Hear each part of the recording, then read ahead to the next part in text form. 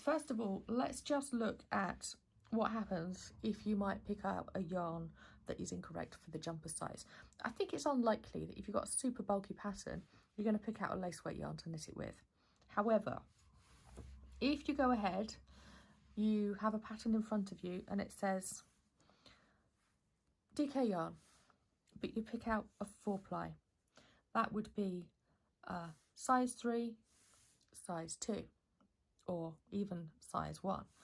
What happens if you knit this pattern with the right number of stitches, but you knit it with a thinner yarn? I've actually known someone who's done this for a whole jumper, because it was the yarn they had on the shelf, but it didn't have its label anymore. So it was kind of a guess. That yarn will be fine, I really like the colour, it'll be okay. But it actually wasn't.